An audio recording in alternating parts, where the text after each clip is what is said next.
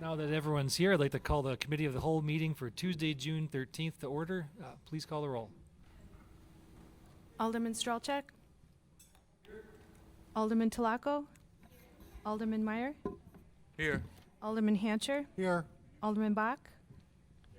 Alderman Parrish? Here. Alderman Schneider? Here. Alderman Gebhardt? Here. Mayor Nurbin. Here. First up is approval of the minutes from April 13th, or April 11th, sorry. Second. Motion and a second. Any comments or questions on the minutes? Seeing or hearing none, all those in favor please say aye. Aye. Any opposed? Minutes are approved. Next, discussion item, little update on the 2022-2025 strategic plan. Some of us were here when we created it, others are new, so Administrator Jones is going to give us a quick overview. Thank you, Mayor and members of the committee. Given that we're a little late starting here tonight, I'm going to kind of keep my remarks and my story high level. And you all received the packet materials last week, and tonight I'll just kind of focus my comments on the materials that you've likely seen and read through in the packet that went out last Thursday. So just by way of background, as Mayor Nurbin explained, we kicked off a first ever strategic planning process with the city of Mequon back in the fall of 2021. As part of that effort, we engaged an outside consultant, Cheryl Trent from S-Brand Solutions, based in Fort Collins, Colorado. She worked with staff and the council in the latter parts of 2021 prior to a full-day retreat, which was conducted in February of last year. During the spring, after that one-day workshop with the council and senior staff, staff in my office and Ms. Trent worked to develop a draft plan, which was then presented to the council here in June at a committee of the whole workshop, where we took some feedback and made some adjustments. Thereafter, the plan was adopted formally by the council last July, almost 1 year ago. As noted, the plan covers fiscal years 2022 through 2025, so about a 3.5 to 4 year period since adoption. And like many strategic plans, it includes a mission, a vision, values of the city, as well as 5 key focus areas. And under each key focus area, which we'll walk through here in a moment, there are goals, objectives, and notably projects which staff and the council and certainly the organization are authorized to pursue over the next couple of years. And as was explained, going into the strategic planning process and as we worked through the retreat, really having this overall plan or strategy is an effort to enhance alignment between council and staff as we do our policy and administrative work collectively administering the city. And up on the screen before you is a very good example of the alignment that we've been able to achieve through development of the strategic plan and the 5 key focus areas, 4 of which are listed up here. And as you'll note, this is the spending plan for the American Recovery Plan Act funds in the amount of $2.5 million that the city received back in 2021 and 2022, and which the council formally authorized a spending plan for last fall after we had completed the budget process. And as noted in the top columns, as I mentioned, 4 of the 5 key focus areas were the drivers behind the spending plan that we developed and approved and that we'll be following over the next couple of years. And interestingly, this corresponds, from a timing standpoint, very well with our strategic plan. Oops. So, you have the materials before you, and just, again, very high level, some of the early wins that we've been able to realize since we kicked off the retreat approximately 16, 17 months ago. The Highland Road interchange has been constructed. The city was a partner in funding that project. We've established the Southern Ozaki Fire and EMS Department with our partners in Thiensville. We've now joined the League of Wisconsin Municipality Risk Pool, which is comprised of more than 400 municipalities throughout the state of Wisconsin at a savings of almost $100,000 to our operating budget. We've installed traffic signal preemption equipment in all of our emergency response vehicles, which is improving our response times as fire trucks and ambulances go through intersections and they're able to trick the lights to their advantage.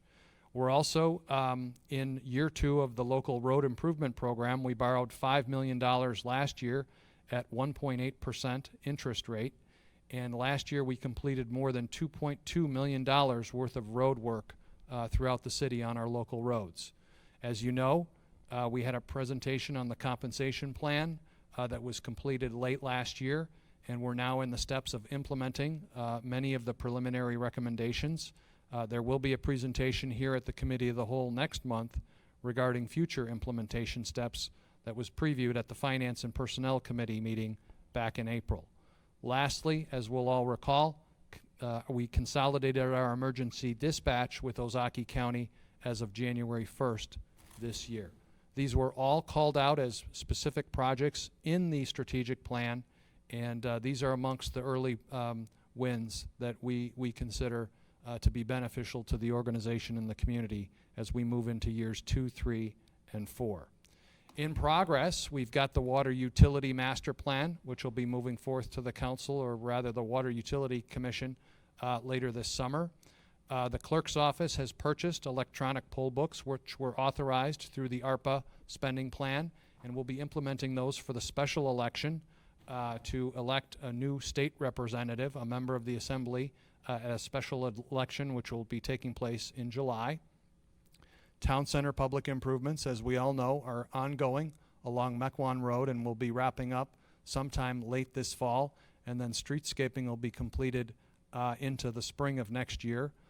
We've talked at least twice here at the Committee of the Whole about the Lemke Park Pavilion expansion project, which is also being funded in part through ARPA funds. Per the direction of the Council during budget last year, staff through my office and the Finance Department and to come Public Works is meeting with the library on a regular basis to identify certain areas where we can economize and share costs or even reduce costs, and we'll be coming forth with some recommendations during budget development season here in the August-September timeframe. The Finance Department, now that they've completed the closeout for fiscal year 2022, will redirect before we get heavy into budget and begin the process of implementing credit card acceptance for the city, and that'll be discussion here at Committee of the Whole and Finance and Personnel during the third quarter. And then, as was noted in the weekly bulletin about a month ago or so, Ozaukee County is in the process of completing the staircase at Vermont Park, which will allow residents and visitors to Mequon to access Lake Michigan down the stairway. That project is scheduled to be completed and open to the public sometime during the third quarter of this year. So again, other projects that are not yet complete but underway and representing even more progress on the projects and objectives identified within the strategic plan. The slides that I'm going to run through here real quick are just a summary of the charts that were included in the packet that was sent out last week, and you can see all of the projects listed under the various focus areas. On this slide, under capital improvements, we have, I think, 10 projects listed, 9 of which have been started or are in some portion of completion, and you can see on the right-hand side of the slide the years in which we anticipate work will be occurring on these efforts and these projects within this category. So here on the slide and in the packet is capital improvements. Moving forward, customer service is the second key focus area, and a lot of the items that appear on this slide relate to technology enhancements, which are being driven to some degree by the IT strategic plan that was completed and approved in late 2022, or I'm sorry, late 2021. And we've spent the better part of a year now upgrading various equipment and software across the organization. And as the council will note and remember, we were able to establish an IT capital fund as part of the 2023 budget, which is going to help us move forward on even more of these initiatives listed here. Notably, the zoning code update, codification, and records management, those are all big, heavy lifts that we're not going to be able to pursue here in the near term. Those are listed as out-year initiatives that we'll be strategizing on how to complete in the 2024-2025 timeframe. Moving along, financial stewardship is the third key focus area or pillar of the city's strategic plan. A number of these items I've already mentioned as either being completed, including the compensation plan review or the risk pooling effort. But 5 of the 7 projects listed here are currently underway, as noted on the screen. The fourth key focus area, public safety, as noted in the previous slides, we've made a fair amount of progress in this focus area. The SOFD merger with Thiensville, our police department was accredited mid last year. We've consolidated dispatch. Those are 3 major significant accomplishments, all of which are called out as specific projects on this slide. So we've been able to knock a number of these items off the list so far, a year or so into the plan. And then lastly, quality of life, which centers, frankly, around our park system, which, arguably does not have an appropriate or adequate level of funding to do everything that I know the city, the Common Council, and certainly the staff would like to see long-term for the benefit of not only our residents, but others who visit our parks from outside of the community. And you'll see a number of these items have been started or are planned to start here later this year, but they relate to implementation of the Parks Master Plan, which is scheduled to be updated next year, as well as other items relating to determining the future of the community pool and civic campus master planning. And I'll get to that in just a moment. So across the 5 key focus areas, we have charts, we have timelines, we have projects that have started, we have projects that have not yet quite started, but we have a plan that's going to help us as a staff and certainly keep you as elected officials abreast of the efforts and the completion that we're able to achieve as we move into the latter stages of 2023 and the out years of 2024 and 2025. So on that theme, looking ahead, a number of the projects that we're going to be working into the flow or the work queue in the latter part of this year and into 2024 include implementation of a number of Munis modules, including business licensing and work order systems, which will help improve the efficiency of not only our departments, but also the customer service that we're able to provide to our residents and others interacting with the city. My office has been involved in a number of efforts to enhance revenue streams, both through the state budgeting process that's continuing in Madison, as well as a comprehensive review of the city's entire fee schedule. We'll be bringing some recommendations forward on that as we get more into budget this year. The brush site automation project is in the pre-planning stages. We anticipate funds being allocated for that project prior to the end of 2024 and construction being completed sometime in 2025, if not next year. Also, our land management system, we started down this path, but due to some turnover in the IT division, we had to put this on pause. Our new IT director just started on Monday. We're going to let him get his legs underneath him, and then he's going to be an integral piece of the team that will begin reigniting this effort on behalf of the Community Development Department, as well as all of the other departments that are going to be plugging into this system. I mentioned the Civic Campus Master Plan and the Parks Master Plan updates. We'll also be working collaboratively with the Park and Open Space Board, as well as the Mequon Thiensville Community Foundation, to explore expanding partnerships to support capital funding for our recreational needs as well as our parks. There's been a lot of fundraising done at the Mequon Thiensville Community Foundation. They've made some targeted grants to our parks division, but we want to explore what else we can do to drive further progress across the 1,300 plus acres of parkland within our 26 to 27 public parks here across the city.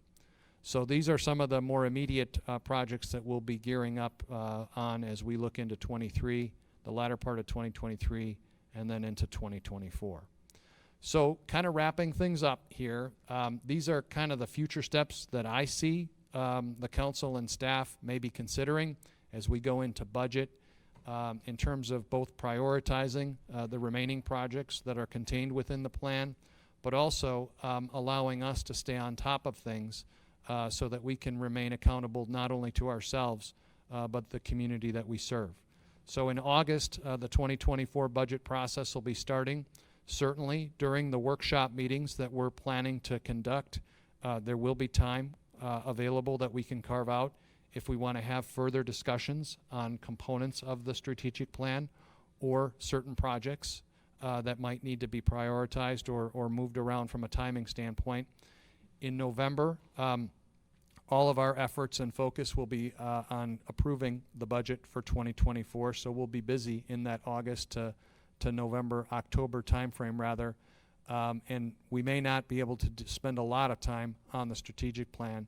With that in mind, the thought I had was maybe conducting a mid-strategic plan retreat, much like we did a year ago back in February, where the council and the staff get together for a day early in 2024, and we could really do a deep dive on maybe the capital planning front, the long-term financial planning, as well as some civic campus planning related not only to the facilities here, but also our public safety facilities, which are going to be a key focus area for the Southern Ozaki Fire Department in their work plan during 2024.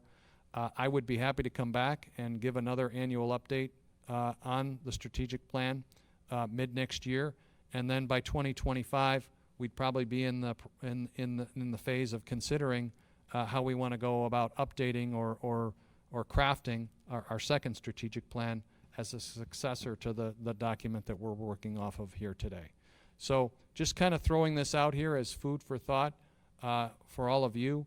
I don't know that we need to make any hard and fast decisions here today, but would be more than happy to revisit any or all parts of this presentation as we walk through budget kicking off here in the August-September timeframe. So with that, Mayor, I'm done and would be happy to answer any questions from members of the committee. Alderwoman Schneider.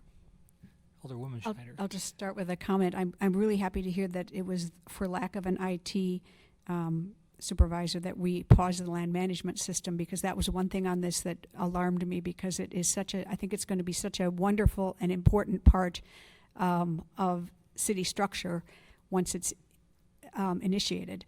My question, though, is we allocated $50,000 for training on the our new modules. Has training begun? Some training has begun, yes.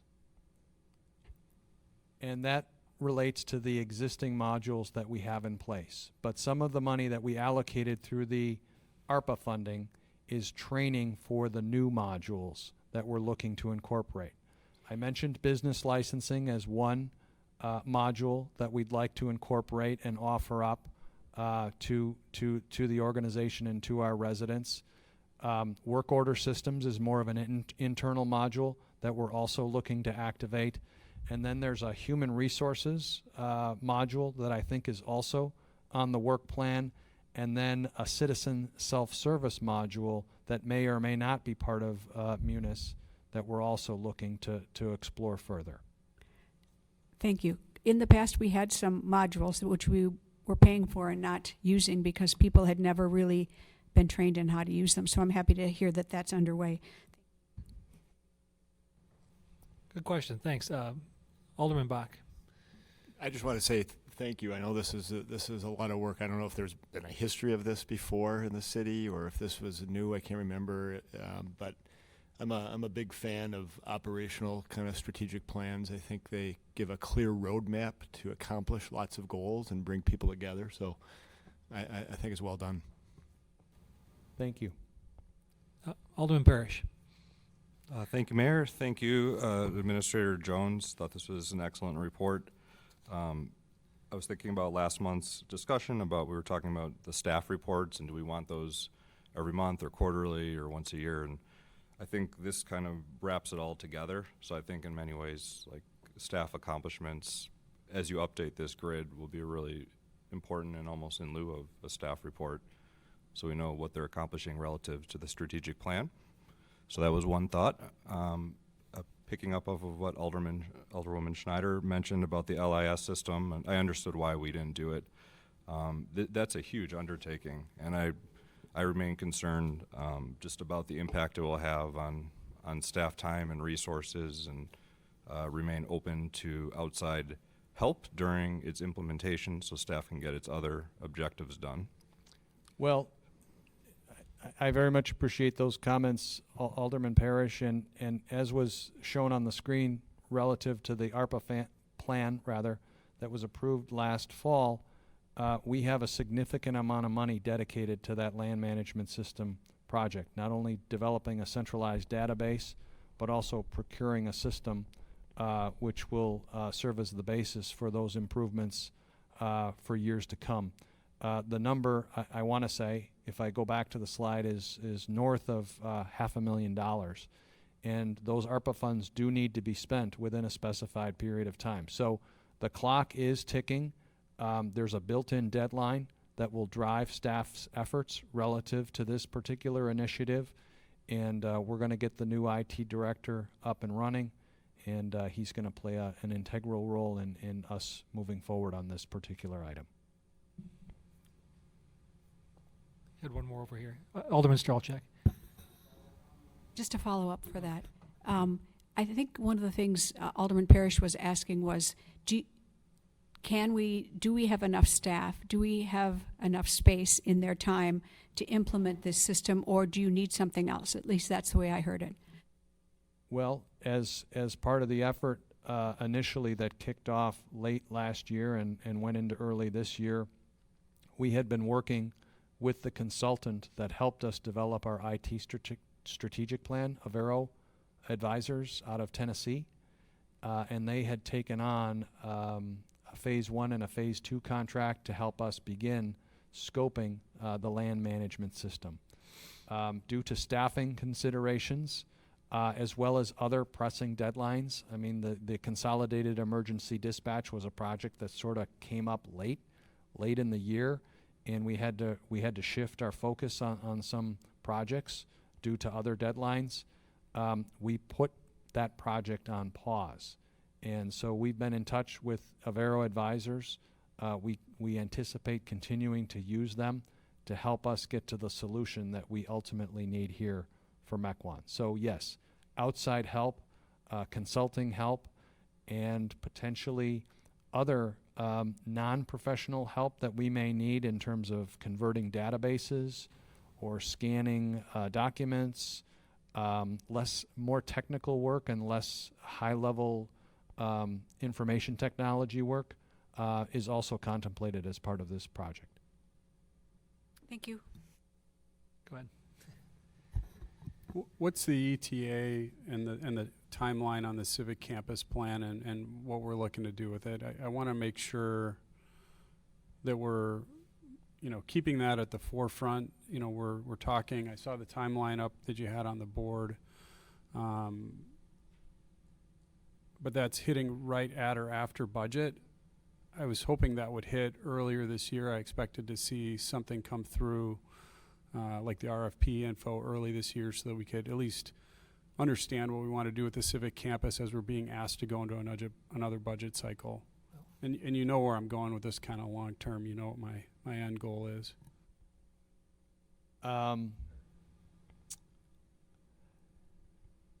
Really, the timeline for civic campus master planning, long-term capital planning, and long-term financial planning really is dictated by you, the council. And if it's a priority as you see it relative to everything else that staff is working on right now, some things may have to shift.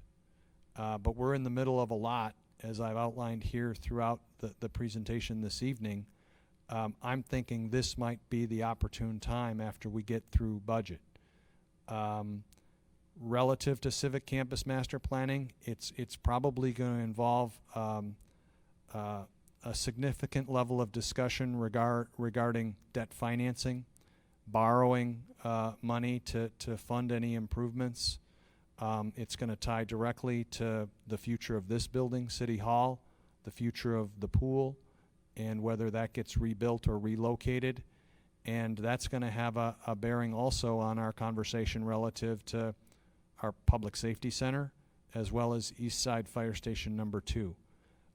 Right now, I don't know that we as a city, you as a council, have a clear prioritization relative to where available funds from a debt borrowing would go and where those should be allocated. That's the conversation we need to have, and I think staff would need some time to pull together some data for the council to make good decisions. So I was part of that meeting, and I wish the other newer council members were also part of that meeting, and we went through and we talked about things that were a priority, and it's almost as if people forgot to put the pool up on the board when we worked through this until the end. And at the end, the pool got the most votes. That was something that we needed to address ASAP. The thing that's holding up the pool is the city campus master plan and yet another city budget cycle. I'd like to get at least some heavy discussion going on the pool this summer, where it's fresh in their minds and we can get some feedback. And during this term of office, for me, just to kind of at least get a direction going where we can get the city kind of jump started on where that could or possibly should go. It's hard, and I know it all takes time, but to understand what our plan is based on a meeting, that we had 2022, it's 23, it's going to be 24 before we, as we're talking about the RFP for the city, it's 2 years later that we're going to talk about a plan. That's, by the time anything gets done, that's, one alderman's term. It sure would be nice to set in direction the vision from that meeting, the vision within council, and then put something actionable in place. Whether it happens immediately or not, based on budget and what the city needs, is to be determined. And it's a respectable area to pause. But when did you start with the city? What year? 2015.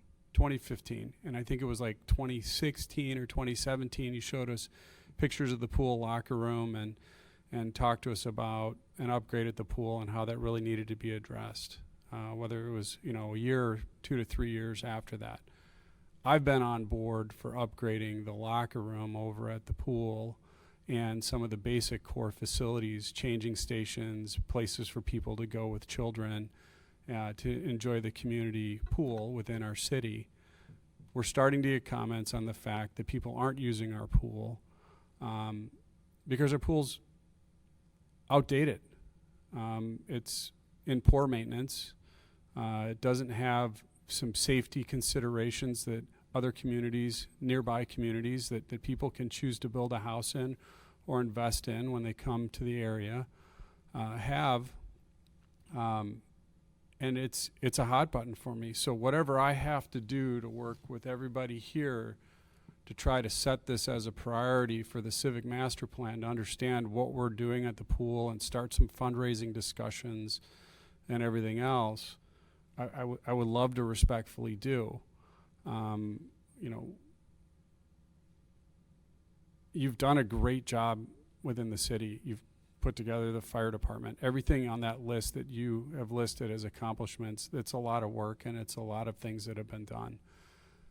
I know some of this is going to be like workload based. We can only get so much done with the people that we have at a certain time. But for me, now is the time. This is very important to me. At budget, I'm going to be the squeaky wheel on doing what we can to expedite this. I'd like to start understanding what funding looks like and things that we might need to set aside for things like this to plan appropriately for the city so that, you know, our community can come to town center and enjoy it. You know, we've upgraded the crosswalks and all the other things and done, you know, things like that, but the pool is just not in the shape that it needs to be in, and we need to address that ASAP. So that's what's driving Well, this. we can certainly put preliminary numbers in a hypothetical budgeting exercise, but we need a plan for the overall civic campus, including the pool.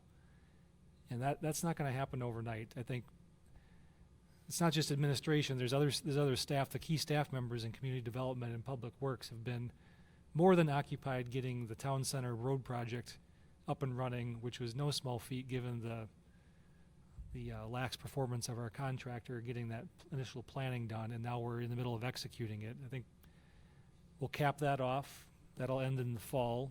We'll get through budget. I think right after budget, it's a good time to pick up the ball because everyone's going to be fully consumed from about July through early October doing budget. It's the 2-month push every year, 2.5. Right after that, I agree, it's a good time to pick it up, but we need a plan, and we also have to kind of right size our stomach and our eyes when it comes to the budgeting too, which is the debt financing that Minister Jones was speaking about. So I agree, I'd like to see it moving faster, but it is a staffing problem. We've only got so many people, and there's a lot of projects, and we have to finish some of them before we take on new ones. And I think later this fall, going into 2024 is the right time. I agree we need to get on it, and we've Yeah. had several talks this year early on about preliminary planning. Not all of you were involved. I think we brought in Alderman Parrish for some real estate expertise perspective. So some of the wheels have been rolling. Just it hasn't been a agenda item at this level, but there has been some traction in that direction. I would just add respectfully, like a lot of organizations and businesses and units of government, COVID put us behind a little, and the after effects of COVID and the high inflation environment that we've been dealing with, and it's real in terms of how we deal with it vis-a-vis an operating budget that's approved. We're limited in terms of how we can pivot from a budgetary standpoint. The point was made earlier about the land management system and getting that project reignited. Our former IT director left because he wasn't making enough money here in a high inflation environment. We could not meet his salary demands, and he went to the Germantown School District. And you know, we're working as hard as we can to get that compensation plan done and implemented so we can keep the staff, and so we can keep the staff to keep these projects moving along like all of you want. So I hear what you're saying, Alderman Strelchek, but there are a lot of layers to this, and I would fully endorse a council-style day-long retreat to hash out this civic campus master planning and this capital funding late this year or early next year. Thank you.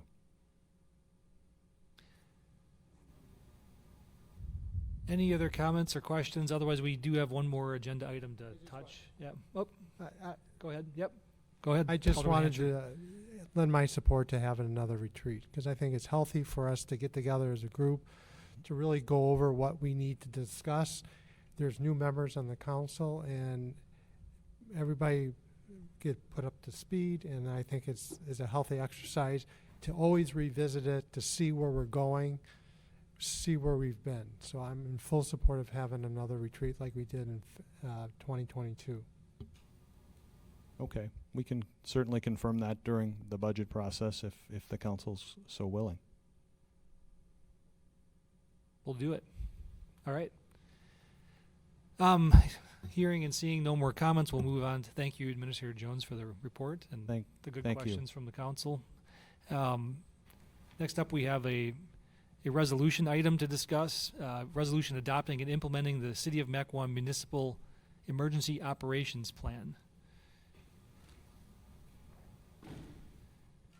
And Chief Pryor is going to give us a little overview. Okay, I'm sure I provided the most exciting reading of the evening for everyone tonight. In the interest of time, I prepared a little bit of a long statement, but essentially what the emergency management plan, it hadn't been updated in quite some time, so it needed to be looked over. We reached out to the Ozaki Emergency Management Division, sat down with the director of that up there, and he provided us with essentially boilerplate language for what he expects the municipal emergency management plans to be.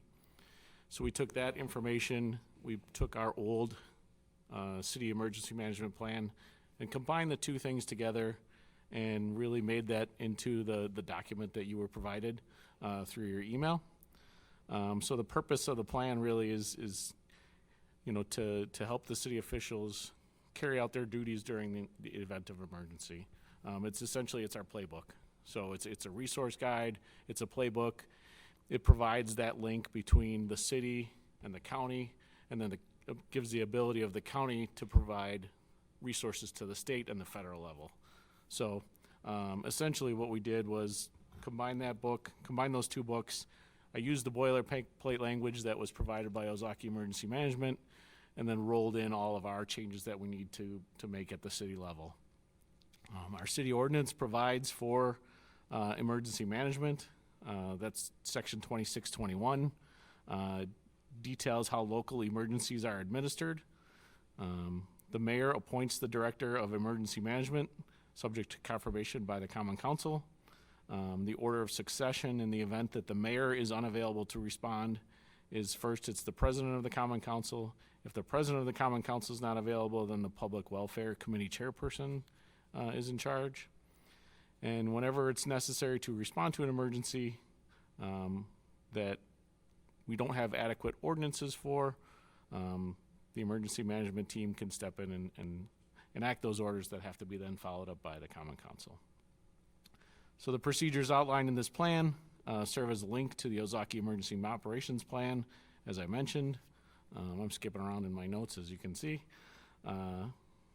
Access to the document, though, is limited to those individuals who need it. Obviously, there's a lot of confidential contact information on there. There's a lot of confidential information of how we use resources from other agencies and how many resources we can get at any given time. So the plan itself is confidential, but it will be provided to everybody that needs it. Certainly, it can be reviewed by any council member anytime. A lot of the specific information was added. I changed it to be appendices to make it easier for us to keep it up to date. Since the plan hadn't been updated in some time, I moved the things that change a lot to the end into an appendix section so that we could easily make those changes on a year-to-year basis.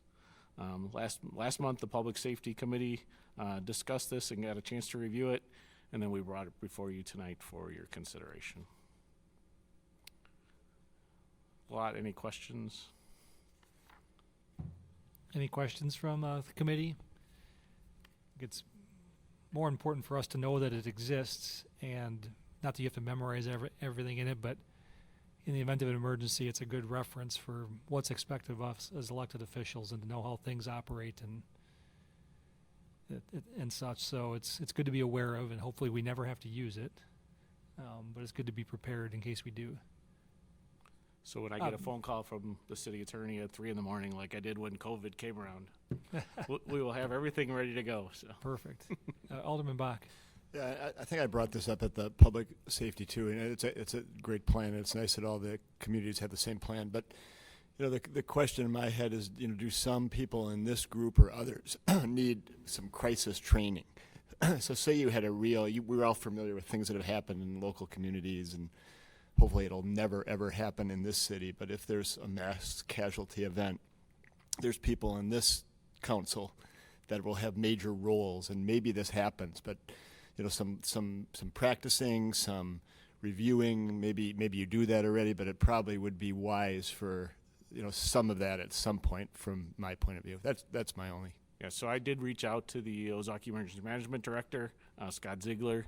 He is making arrangements for us to host a class here. It's a 4-hour class for council members and political figures to do that very thing. So we have that in the works. We're trying to get that sometime in the between October and November, sort of after the budget's approved and before hunting and everybody tries to run away. So we do have that planned in the near future. To your point, I recall several years ago, I had to take an online course from the state, I think. I don't know if that requirement's the same or not. So that's what I was going to say. I mean, if you're a real nerd about this stuff, you can go through FEMA. They have their independent study program, which is all of their emergency management courses are available online. You can take the course. You take a little exam at the end online. You get a certificate of completion when you're done, and that's open to anybody, not only on the council, but certainly even citizens and staff members as well. I mean, I'm just thinking more of like this, 2 or 3 hours, a quick tabletop. Where's your media center? How does that happen? How does the mayor get involved? You know, what are the different roles? Just quick kind of tabletop practice.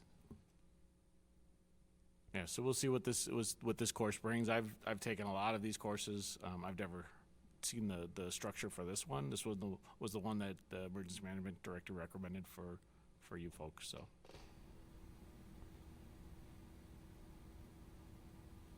Alderman Meyer. Excuse me. Alderman Meyer. Question. From the previous list of succession that you had mentioned beforehand, mayor, common council president, public welfare, and that and the orders.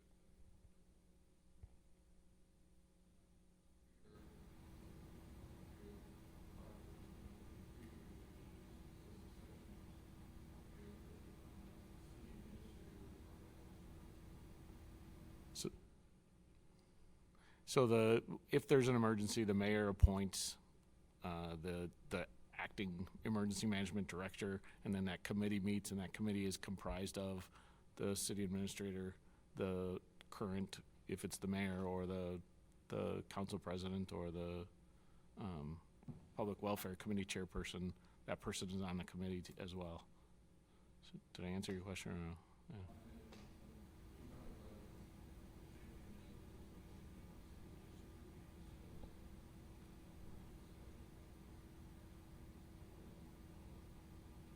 Yeah, I think that's for the committee position. If I'd have to reread the ordinance, but I think that's for the committee selection.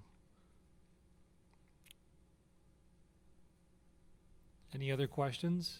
If we have any, we can always submit them after the fact. If there's any clarifications we need to make, or maybe a tweak to an ordinance, we can always look at that going forward. I move approval for adopting the plan. There's what I was looking for. A motion and a second. All those in favor, please say aye. Aye. Any opposed? That goes on to the council. Future policy items for discussion, consideration, analysis. Does anyone have anything they'd like to bring up? We got one vote for the pool.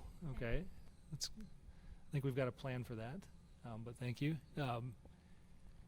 If there's no other items now, we can always take them after the meeting and get them worked into a future committee of the whole agenda. So hearing none else, is there a motion to adjourn? Second. Motion and a second. All in favor, please say aye. Aye. Any opposed? We are adjourned.